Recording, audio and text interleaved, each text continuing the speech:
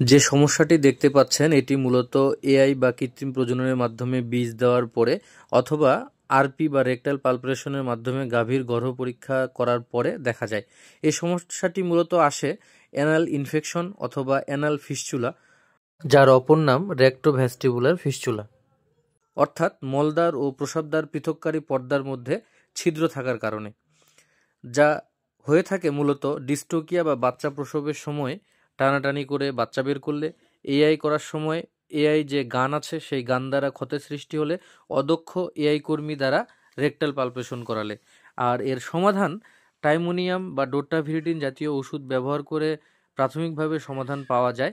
তো বেশিরভাগ ক্ষেত্রে এর সমাধান পাওয়া যায় না ভালোভাবে এই ওষুধগুলোতে। তখন অবশ্যই একজন জরুরি ভিত্তিতে রেজিস্টার্ড ভেটেরিনারি চিকিৎসকের পরামর্শ গ্রহণ করবেন, কারণ এতে অর্থাৎ অ্যানেস্থেশিয়ার ইনজেকশন দেওয়ার প্রয়োজন পড়তে পারে। পরবর্তীতে এই গরুকে কৃত্রিম প্রজননের মাধ্যমে এআই করা যাবে না এবং গর্ভ পরীক্ষা হাত দিয়ে করা থেকে বিরত থাকুন। ফিস্চুলা থাকলে সার্জারিতে ভালো হয়, আর ইনফেকশন থাকলে চিকিৎসায়। সকল চিকিৎসা একজন রেজিস্টার্ড ভেটেরিনারি চিকিৎসকের সহায়তায় গ্রহণ করবেন। ধন্যবাদ।